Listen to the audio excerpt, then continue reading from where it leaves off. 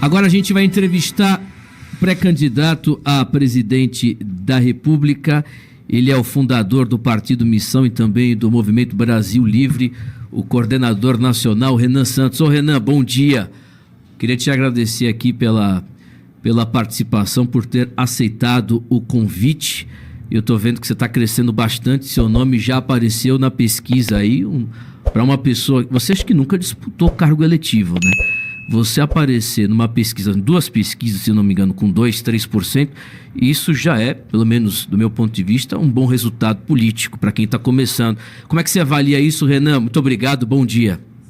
Obrigado, Timóteo, bom dia. Primeiro, uma honra estar aqui com vocês e sou fã do trabalho de vocês, muitos termos fã, não apenas pela qualidade e das posições que vocês têm adotado, mas especificamente pode vocês terem levado a sério a ideia de produção e infiltração cultural dentro de meios de mídia mais tradicionais, como o rádio. Então, já tinha, quando vocês tinham começado esse trabalho, eu já tinha ficado bastante impressionado. Fiquei até com no melhor sentido, ter uma invejinha, porque falei, eu adoraria conseguir um dia ter uma rádio, trabalhar, ter um espaço com uma rádio, e sensacional isso. Realmente é importantíssimo. Sobre essa questão nossa da montagem do partido e da pré-candidatura, pode parecer, não é falsa modéstia. Eu nunca imaginei que eu seria candidato, e eu nunca quis, eu nunca almejei, ao menos no curto prazo, isso. Porque, por diversas razões, eu me vejo muito mais como um construtor de grupo. Eu acho que o meu trabalho, eu sempre dou esse exemplo do futebol, se minha posição no time de futebol tivesse claro, eu seria um camisa 8, eu seria aquele cara que joga no meio campo, talvez com uma braçadeira de capitão, mas nunca o artilheiro, o cara que vai fazer o gol. Isso eu deixo pro Sandro, pro Kim, para outras pessoas que são mais públicas. Então, eu nunca, por exemplo, cuidei da minha imagem, eu nunca cuidei de ter redes sociais grandes minhas.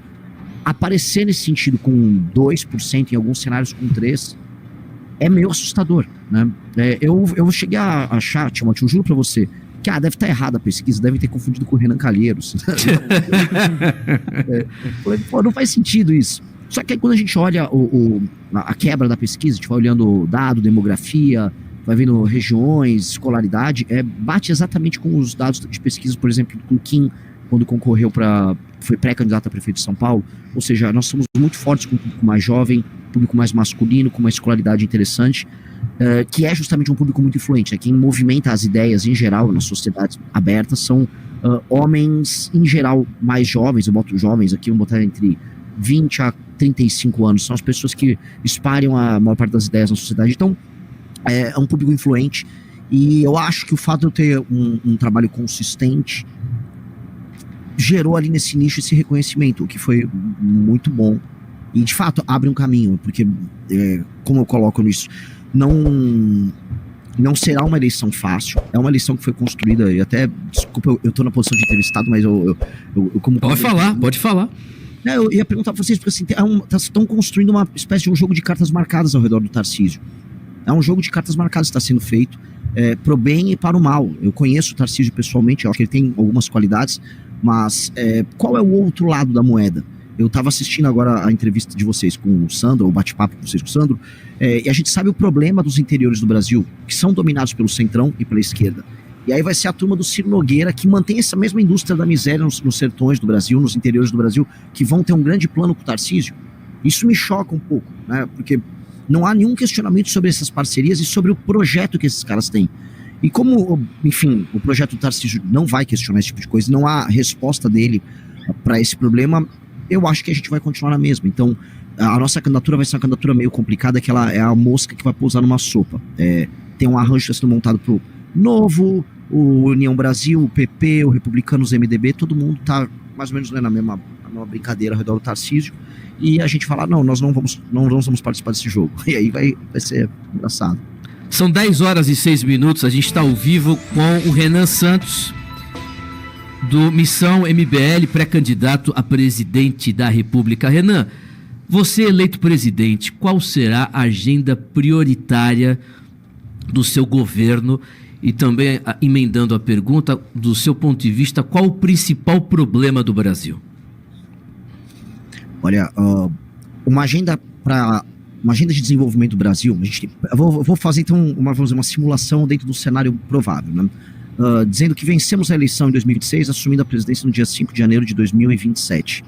O Brasil ele vai estar diante de um colapso fiscal quase iminente, o arcabouço fiscal que o PT passou e a pouca vontade reformista do governo anterior, do governo Bolsonaro, nos levaram a uma situação de impasse. As contas públicas elas estão em trajetória de estouro e nenhum presidente da República poderá fugir de uma reforma que vai mexer em bases constitucionais para mexer, por exemplo, em direitos adquiridos e muitas coisas que vai doer muito. Então, o presidente que vai assumir em 2027, ele será um presidente que...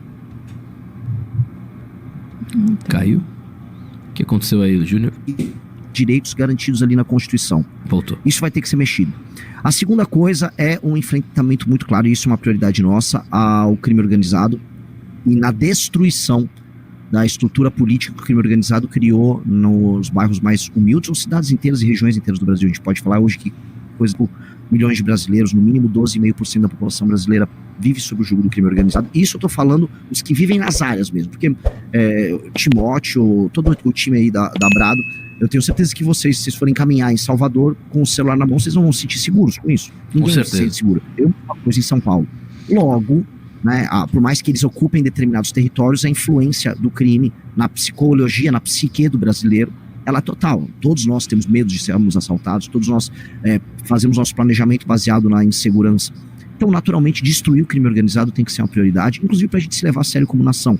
Então, esse seria o objetivo central de um primeiro ano de governo. Resolver a crise fiscal, que vai estourar, ou seja, tem uma bomba fiscal estourando, e, ao mesmo tempo, a declaração de guerra contra o crime organizado, trazer para o Brasil a perspectiva do direito penal do inimigo, que é será uma discussão que a gente vai apanhar bastante, mas não vejo outro caminho, que é o entendimento de que membros de facções e grupos que se comportam, ora como grupos terroristas, ora como grupos que negam o Estado brasileiro e a sua soberania e sua autoridade sobre o próprio território, nós temos que negar a eles a ideia de que eles possuem direitos e prerrogativas na hora de se defender da mão forte da justiça. Então, eles não podem dispor vamos dizer, dos mesmos aparatos de defesa que o cidadão brasileiro dispõe na hora de um processo penal. As penas não podem ser as mesmas, né? A gente pode fazer paralelos com o Bukele em El Salvador. Isso, qualquer país, especialmente país de terceiro mundo, que se preze e que tenha tentado resolver as questões de segurança, adotou necessariamente um caráter muito punitivista e muito duro na hora de implementar as suas leis para estabelecer um pacto social baseado na ordem e no respeito. E isso será feito. Também será feito a duras penas, porque a gente sabe que vai ter uma grande oposição. Mas não há outro caminho. Então, o caminho natural para a gente é uma declaração de guerra, porque é um dispositivo que está à disposição do presidente da República. Se eu for eleito, né, nesse sentido, eu ganhando uma eleição, eu vou levar à frente a campanha com isso. Essa aqui é a premissa, as pessoas vão votar em mim por causa disso. E aí, com uma declaração de guerra e com o uso não só das Forças Armadas, mas especialmente das forças policiais nesse enfrentamento, em parceria com os governadores, a gente vai começar a repactuar o Brasil em novos termos. E eu acho que aí a gente abre um espaço para novas discussões. Muito obrigado por assistir até aqui. Se gostou desse vídeo, deixa o like e se inscreva no canal A Missão para Mais. Aqui temos cortes do MBL e do Partido Missão todos os dias dos temas mais importantes do momento.